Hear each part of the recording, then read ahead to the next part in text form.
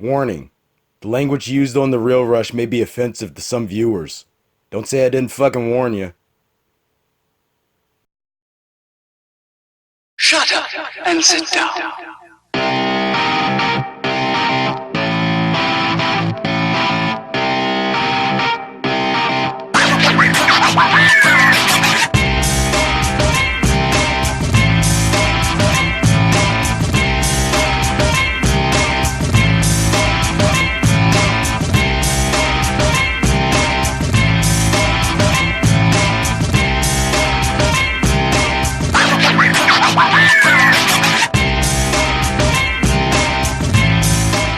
What is happening, y'all?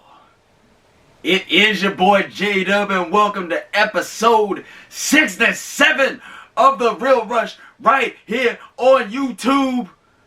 Yo, new decade, new Rush Tron, new logo, new intro, new theme music, all types of new shit going on here, y'all. Production value going through the roof up in the sumbitch for the roaring 20s. I don't know how I have so much energy right now because it's late as fuck, y'all. And I do mean late as fuck. Well, late or early as fuck, depending on how you're looking at it. As of right now, it is January 5th, 2K20, and it is 3:51 a.m. as your boy comes in front of the camera to shoot and bring to y'all episode 67. And why are we shooting this so late, early as fuck? It's because your boy just got finished catching up on some Golden Globe nominees, so that way, as of right now, well, as of the Golden Globes tonight, because there's no way that I'm gonna be able to fit these last two in, but all but two of the foreign language film nominees, your boy's seen them all, including the streaming joints, which is what your boy spent all of today catching up on, so that way your boy can bring it to you, courtesy of the Gold Knight Instagram. What up? The ballot, the official ballot for the Golden Globes. And we bringing this episode, that's another reason that we shooting this shit late as hell, early as hell, whatever you want to say, because we want to bring this shit to y'all in time for the Golden Globes tonight, January 5th on NBC. But before we get down to all that Golden Globe stuff, let's go ahead and get on down to this week's brass tacks of what is going on, of the ticket for episode 67 of The Real Rush right here on YouTube. And guess what, y'all? We popping things off as if you are a subscriber to your boy on Instagram for, my live movie check-ins as they occur, as I say at the end of every episode. Then you'll have seen that your boy made a little trip out to somewhere yesterday. Well, if you just tuned into this and perhaps you didn't see the preview, where'd your boy happen to go to? Let's pop it up on the newfangled Rush Tron.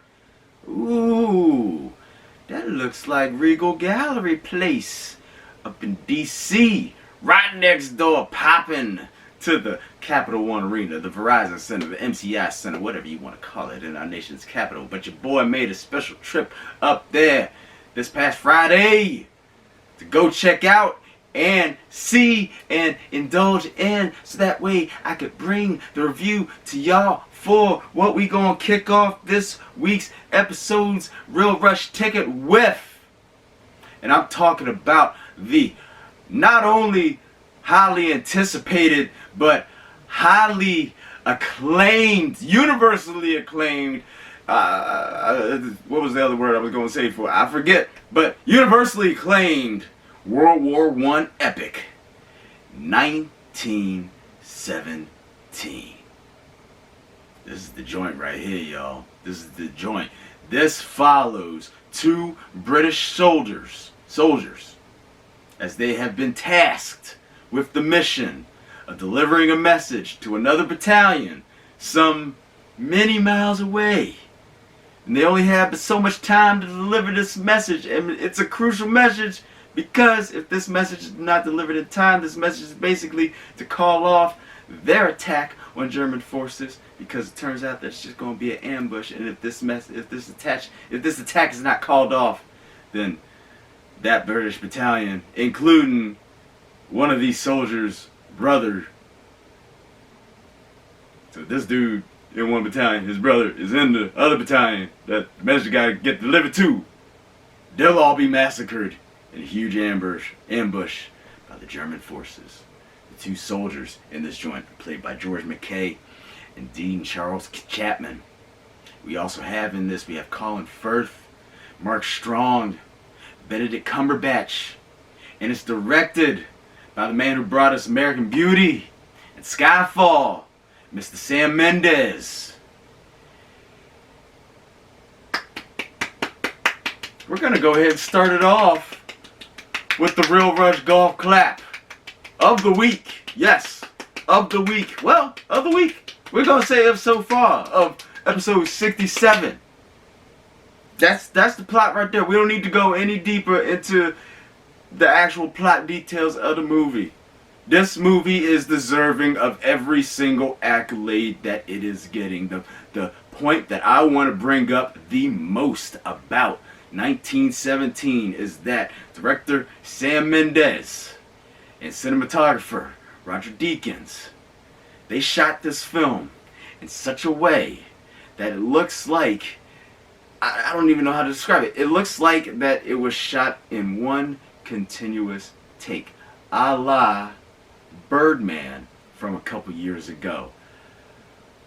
And I think this just might outdo that of Birdman, because you have so much action going off at so many different times, and everything's so pinpointed to where it looks like you're following these two soldiers as they're trying to make their way, like I said, from their battalion to another battalion miles away, and what they got to go through to not give anything away to get there, and the dialogue and everything that's just so accurate.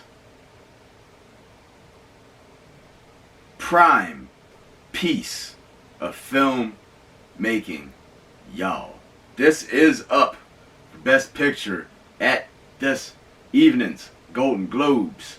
This will undoubtedly be nominated for Best Picture at the upcoming Oscars.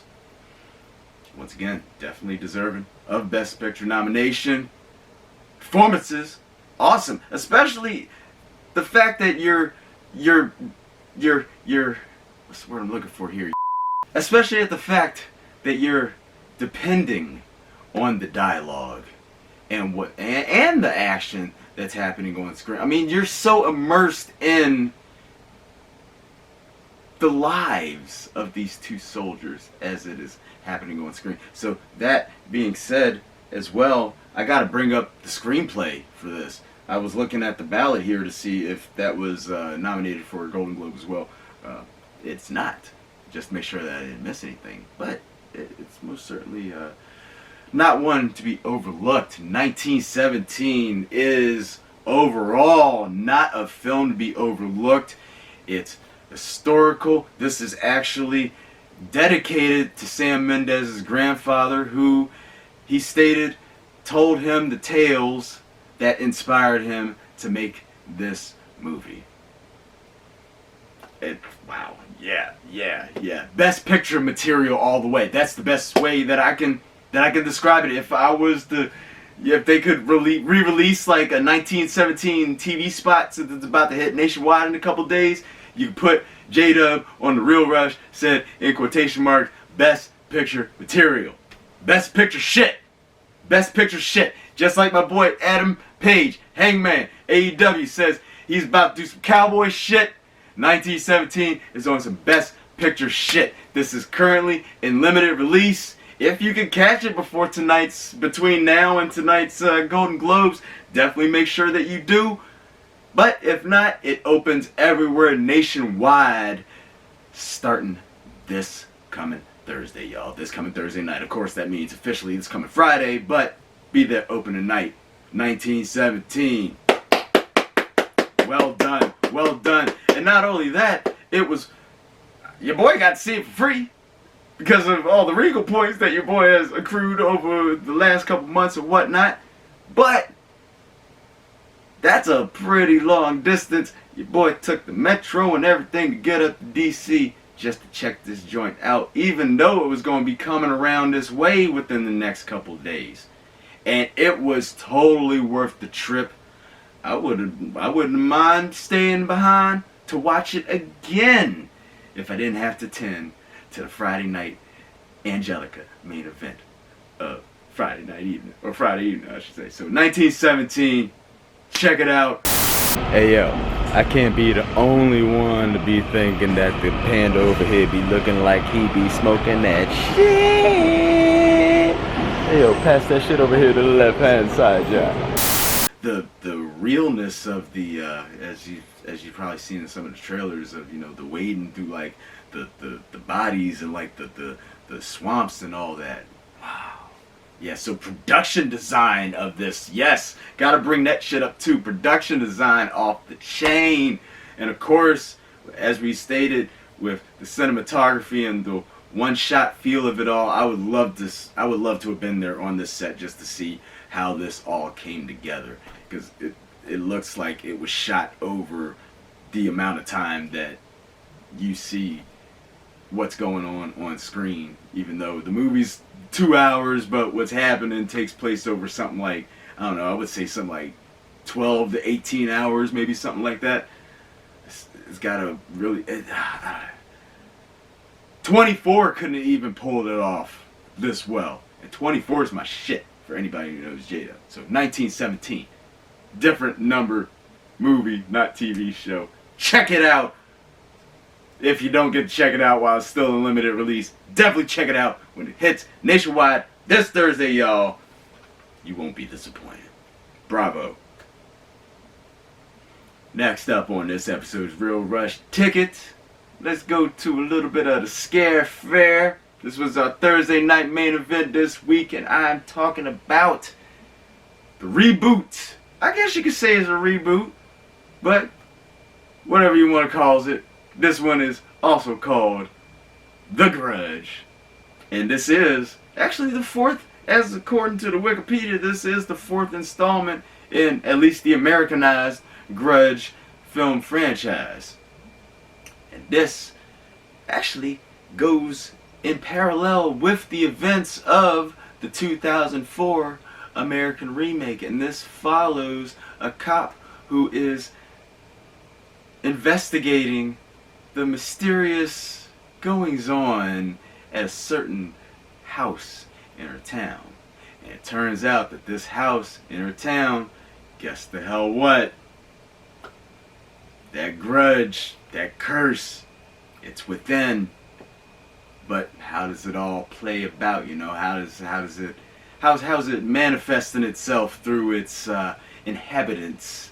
And how is it all going to affect this cop, and how's she going to, you know, solve it and prove it, you know, given that it's, you know, a curse, you know, it's not, you know, a man running around, you know, John Wayne Gacy or some shit like that, you know, could physically be apprehended, you know, much more supernatural forces occurring here. We have Andrea Riseborough, we have, I always mess this man's name up, but Bob from Hateful Eight, Demian Bichir. If I jacked your name up, dude, I do apologize. Overall, I thought it was pretty decent. It did have some good scares in it. I like the fact that it didn't overly rely on the scares too much. This one felt more of a psychological thriller than an overall just straight up horror film. Could have used some tweaks here and there, sure, but overall, I thought it was enjoyable. It would have been much more enjoyable if there weren't the four, yes, count them, four douchebags sitting behind me that were just chatting it up through the entire movie. They even left really close to the end of the movie, and I thought they weren't going to come back, but they did, and I gave one of them a look, and I heard him say, "Shut the fuck up," because the dude in front of us was about to say something. He gave me a look on the way up, and I did end up saying something as they left. So And I said nice commentary, fellas, if anybody who was from that group happened to be watching. Anywho, even though they were chatting it up, it didn't detract too much from the movie. So that definitely says something right there. Usually if somebody is chatting it up, it does take away a good bit of my attention because I gotta keep up my energy to mute that shit the hell out. But I didn't have that problem with this movie. I do want to bring up, this is the, please correct me if I'm wrong, this is the 20th film to ever score an F with the cinema score? What? This movie was not that bad, y'all, and we've seen some low shit. How the hell is this movie gonna score an F on the cinema score? And we've seen some shit like what we've seen, Charlie's Angels and Countdown and Cats over the last couple weeks. I don't remember exactly where they scored on the cinema score ranking. I don't think it was as low as an F though. I would personally score this version of The Grudge, honest, right here on camera, I'm gonna go ahead and give it a B minus because it was still enjoyable. Like I said, it did have some scares. You don't go to movies like this for, you know, the Oscar driving performances in it. You do, however, want to keep your eye on Andrea Riseborough. She's been in a couple flicks over the last couple years. She was just in last year's Mandy, one of last year's best. Should have gotten a wide theatrical release. That is the Nick Cage joint, yet I digress. But yo, top of the year horror movie. And this is usually, January is usually known as a dump month. That's where studios just dump out all the shit that they didn't feel would hit at any point throughout any remainder of any other 11 months of the year. January is starting to make a turnaround trend on that. Last year we kicked things off with Escape Room, and that turned out to be a decent thriller. I think The Grudge follows in the same footsteps. It's worthwhile seeing. Normally, at something like this, I would even feel that it's worthy to say matinee this at best. No, I feel no personal equivocations. Is that the word I want to look for? They're probably not. It's 4 o'clock in the fucking morning, y'all. Bear with me.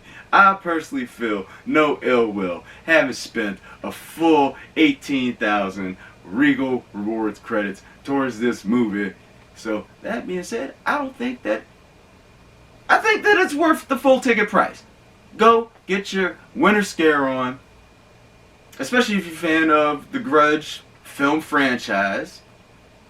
There are a little bit of tweaks in it, so it's not an exact replica, even though there's some parallel events going on. That part I liked as well. It's got a different style. It's got a different taste to it. So go check out The Grudge. I don't think it'll be disappointing, y'all. Boom. Playing everywhere. Last but most certainly not least, on this episode's Real Rush Ticket, as far as the reviews go, I want to go to our Friday Night Angelica main event. And this movie is called The Song of Names. Now, The Song of Names stars Tim Roth and Clive Owen as what you could describe as brothers. They actually grew up during World War II. Tim Roth being a British boy at the time. Clive Owen's character, younger character I should say, being a Polish-Jewish violin prodigy. And he grows up honing his craft. Now over the years, his craft, as I said, grows to the point where he becomes known as a violin virtuoso, and on the night of his debut breakout performance, he disappears. So many years later, now as an adult, Tim Roth sets off to look for his long lost brother, and not only to look for him, but to find out what happened. You probably never heard of this movie, right? Not many people have. In fact, so many people didn't hear about this joint that your boy was the only person up in the theater to see this as a late showing for the Friday night Angelica main event. And all your boys got to say about that is, damn, what a shame. Seriously. You got Tim Roth, you got Clive Owen, Catherine McCormick from Braveheart. We also have Saul Rubinek has a bit part in it. We have Eddie Izzard shows up in it. And overall, I found it to be a pretty damn good film, y'all. Character driven all the way, emotional. There are even some points that are lighthearted at times. Just overall, outstanding film of another tone, another genre, so to speak, that we've spoken about over many episodes here on The Real Rush, about familial bonds and how it doesn't necessarily have to be a blood bond to make that bond be family, and just how far would you go to look for a loved one after some, for lack of a better term, devastating things happen. Tim Roth never disappoints. And Clive Owen, it was awesome to see him in, quite honest, at least in my eyes, a different type of role than you're usually used to seeing him on screen. So the Song of Names, y'all, definitely worth a check out. How this is not in a wide release as well, beyond me. Especially given this time of year. You know, you could tell that this movie has that feel that, you know, that it was dropped at this time of year for that awards driven reason. Do I think it's quite awards caliber? Not quite. But it's not quite off the mark either. That's not to say that it's not an outstanding piece of film. I think it is an outstanding piece of film. So, it is in limited release. Like I said, we saw it at the Angelica. So if you are in the DC metropolitan area, that is one place where you can find it. If you are not in the DC metropolitan area and you would like to see the Song of Names, what is the show? If you would like to know more about this subject, please visit your local library. If you're not in the DC metropolitan area and you would like to see the Song of Names, again, check your IMDb, check your Fandango. There is not a miss out of the 3 movies on this episode's Real Rush ticket. If I had to rank them, I would go worst to best. Man, let's not say it like that. 3 to 1, 1 being the best. There you go. 3 to 1. The Grudge, the Song of Names right in the middle. 1917. Booyah. So, Song of Names, check it out where you can find it, y'all, and enjoy yourselves. It's a good piece of film. Good piece of film. For a Sony Pictures classic, usually when people think of that blue logo, it's like, that's something that I'm going to either have to A, read some subtitles through or some shit, or B, it's going to be a yawn fest, or C, both. You're not getting that with the Song of Names. Check it out, y'all. Check it out. And let your boy know what you're talking about. Normally this is where I would say that that's a wrap for episode 67 of The Real Rush right here on YouTube. But we got a ballot to get to, y'all, in preparation for tonight's Golden Globes. Let's go down what your boys' picks are as far as the movie nominees go. Now, notice that I did say the movie nominees because out of the TV series, I have seen none of these, at least none of the current season of these. Yeah, I've seen Mr. Robot, and that was the first season and a couple of episodes of the second season. Out of that, nah.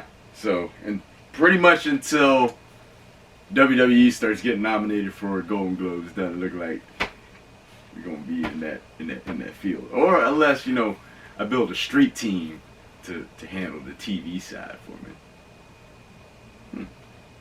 if you're willing, put in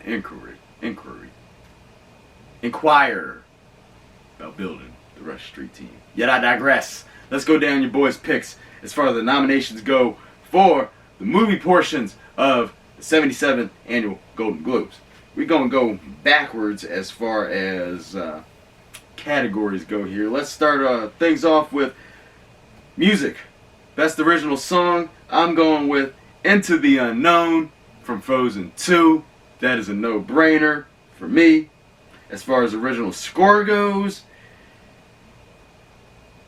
it was pretty close. I wanted to almost pick Randy Newman's score with for Marriage Story, but seeing that it got nominated and your boy called it out for its score in his review a couple months ago, I went with Daniel Pemberton's score for Motherless Brooklyn.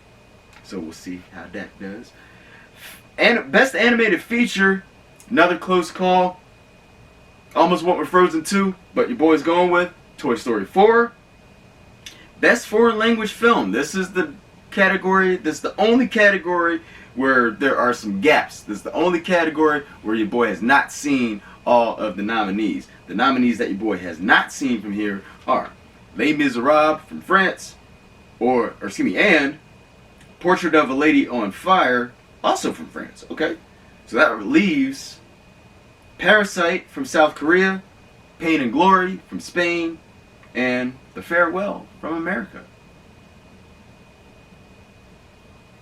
Interesting that landed in the foreign language film category. Yet I digress.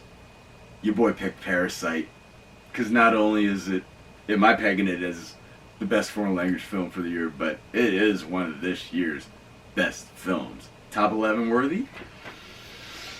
We shall see. Best Actress, let's go Best Screenplay. Hands down, Noah Baumbach, Marriage Story. That screenplay, that's one of the movies that your boy just got finished seeing a couple hours ago. That screenplay felt like it was literally coming off of the Rushtron when your boy was viewing it. Outstanding job, Mr. Baumbach. So we're pulling for you later on tonight, bruh. As far as let's do Best Supporting Actress. Yes, let's do Best Supporting Actress. Another close call. I wanted to pick Laura Dern from Marriage Story. We're going with J-Lo from Hustlers. Because once again, she channeled her inner Robert De Niro for that role. All the way. J-Lo. Pulling for you, baby. Best Supporting Actor. Another no-brainer. Tom Hanks, A Beautiful Day in the Neighborhood as Mr. Rogers. I wouldn't say blows the remaining nominees out of the water. Anthony Hopkins for The Two Popes. You have Al Pacino and Joe Pesci for The Irishman, and Brad Pitt for Once Upon a Time in Hollywood. But I would have to definitely say Tom Hanks would get the Real Rush stamp of approval for that one. Best Actress, Musical or Comedy. Your boy's going with Awkwafina for The Farewell. And that is a blowout in my terms, or in my opinion. For Best Actress Drama, I'm going with, and this was close too, overall, I'm going to have to go with Scarlett Johansson, Marriage Story, even though I do want to recognize, because your boy did state in his respective reviews that Charlize Theron as Megyn Kelly for Bombshell, out fucking standing, and Renee Zellweger as Judy Garland in Judy. Definitely close call, but I gotta go with Scarlett on this one. Best Actor, Musical or Comedy. Eddie Murphy, babe. Eddie Murphy! Dolomite is my name! Another movie that we just got finished watching not too long ago. Best Actor in the Drama category. This is another tough category, but your boy is calling out all stops for Joaquin Phoenix to walk away with the Golden Globe tonight for his role in Joker. It came close, I would say. The whole nominee list on this is fucking close. Jonathan Pryce for Two Popes. He did hold it down in that. Adam Driver in Marriage Story. Great job. Antonio Banderas for Pain and Glory. Phenomenal. And Christian Bale in Ford vs. Ferrari. You know my sentiments on that. The boy looked just most at home in that role. And it looks like Christian Bale is, man, that's going to be 2 years in a row that I got to go against my boy Bale. But Joaquin, Joker, all the way, y'all. Best director. Even though my boy QT, Tarantino, was on the list, I got to go with Sam Mendes, 1917, for the aforementioned efforts that he put into the making of that movie. Mr. Mendes, we're pulling for you on this one. Not to say that I'm not pulling for my boy QT in some way, because as we come to the nominees for Best Picture in Musical or Comedy, this one was kind of close too. Yeah, actually, no, it was kind of close. But we're pulling for Once Upon a Time in Hollywood to walk away with this award. Dolomite Is My Name came in a very, very, very close second to that shit. Jojo Rabbit and Knives Out, in my opinion, would tie for third. And then Rocket Man would be the last man standing. And that, not to say there is a bad picture in any of these, but that is how I rank them. So we're pulling for EQT to walk away with that Best Picture, Musical or Comedy. And last but most certainly not least, Best Picture Drama. You have The Irishman. That's not who we're pulling for. Marriage Story. The Two Popes. And then you have the two nominees. That was the close. Actually, I'd say there were three nominees. Marriage Story would be one of them. Joker would be one of them. The other one. Or, yeah, something like that. But the one that we're pulling for, the overall remaining, the one that we kicked off this episode with, 1917 walks away with Best Picture in the drama category tonight at the Golden Globes, y'all. That is what yo boy feels.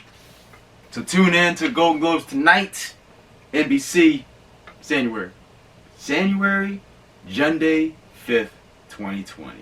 Holy shit. What time is it now? It is currently 4:24. So I was on camera 4 minutes ago for 4:20, so you know your boy didn't smoke nothing. But damn, almost did it again. Sunday, January 5th, 2K20. Golden Globes, NBC. You know that's what your boy will be watching. So let's see how many your boy gets right out of the 14 categories. Let's see how many your boy gets right. And that being said, that is a wrap for episode 67 of The Real Rush right here on YouTube. It is at this time, I gotta bring back something. Haven't said this in almost a month, but I gotta bring y'all up to speed, because you know that it's coming up in just a couple weeks. The monthly, third Friday of the month, Bandit Show is coming your way. Yes, sirs and gents, or yes, sirs and ma'ams. January 17th up at the Stagecoach Theater Company in Ashburn, Virginia. Tickets are currently on sale online. They're $12 online, $15 at the door. But of course, I always recommend that you get your tickets online, because you don't want to have the show sold out and then you show up to the door and then got to be turned away. It's too damn cold out here in January for that to happen to you. Plus, you go online, you use the promo code JOHN, my name, JOHN, all caps, wear that shit the fuck out, you get yourself a discount. Where can you go online to get these tickets? You can find your tickets online at stagecoach.com/stagecoach-bandits. Once again, that is Stagecoach, T as in Tom, C as in coach.com/stagecoach-bandits. Bandits, damn. It was the ch-ch-ch tonight. Promo code John, JOHN. All caps, that's my name. Once again, wear that shit the fuck out. Coming up for y'all next weekend, episode 68 of The Real Rush, right here on YouTube. Looks like we're going to have 4 movies reviewed for y'all. We'll have for y'all Just Mercy. That's getting some buzz too. Jamie Foxx and Michael B. Jordan and Brie Larson about to tear shit up in that joint. We'll have that reviewed for you. We'll also have Underwater. That'll be interesting. Like a Boss. And we'll also have, it looks like that this just popped up on the Angelica ticket, Clemency. Been hearing some buzz around that one as well. Not necessarily awards buzz, but just overall, just out of nowhere, out of left field, like where did this movie come from type of buzz. And how appealing it is in that manner. So we'll have those 4 movies reviewed for y'all. Episode 68 of The Real Rush right here on YouTube. But in the meantime, as always, if you have any questions, comments, concerns, any shit like that, feel free to go ahead and type those on into the YouTube page, into the comment section of this YouTube page where you're viewing this week's episode right here, right now. To everybody who has subscribed to the Real Rush right here on YouTube, thank you for having done so thus far. If you haven't done so yet, what the hell are you waiting for? You want to be the first one to know when your boy drops a new episode? And even though the holidays are all over, ladies and gents, Happy New Year to y'all once again. Doesn't mean that y'all gotta stop spreading love. Remember, even though we still got a couple weeks until Valentine's Day, you gotta spread love every day. So spread Real Rush, the word of it, in the same manner that everybody should be spreading love, y'all. So hug a motherfucker and tell them about the Real Rush. Plus, the Real Rush has replay value. So any movie that has come out over the last year or so, you wanna get your boy's thoughts on, get a review on it, get an honest to goodness review on it. All you gotta do is go up to the search bar, the YouTube search bar at the top of the page here, and type in quotation marks The Real Rush, followed by, outside of quotation marks, the movie title that you're looking for. Then boom! Instant movie review on demand for you, cause you know that your boy J-Dub and The Real Rush got y'all covered for life, son. And as always, let me go ahead and get my wine here. You can follow your boy on Instagram for my live movie check-ins as they occur. And you can follow your boy at JDubChampion, hashtag The Real Rush. And for The Real Rush, ladies and gents, I am your boy J-Dub. Thank you for joining us on episode 67 right here on YouTube. It is 4:29 as we wrap up this filming right here, right now, y'all. But as we wrap things up, welcome to the 2K20s, y'all. Especially to the 4 douchebags who are sitting behind me in the Grudge. This goes to everybody. When you're at the movies, chill the fuck out. Don't do all the talking. Put the phones away. I saw some dude all the way up in the front row at 1917. Bright ass phone. Yes. You think that it's your world, but it's not just your world. You're in a theater with possibly hundreds of other people. So you gotta keep everybody else in mind too. That goes to the smartwatches too, man. So keep the lips shut. Keep the smartphones on silent. Put away. Put the smartphones on, or smartwatches on dim. I guarantee any conversation, any text, any of that shit, even the time, all that shit will be waiting for you after the movie's all said and done. I guarantees it. But enjoy yourselves at the movies, ladies and gents. Have fun, y'all. Love J-Dub. And we'll see you next weekend. Peace out.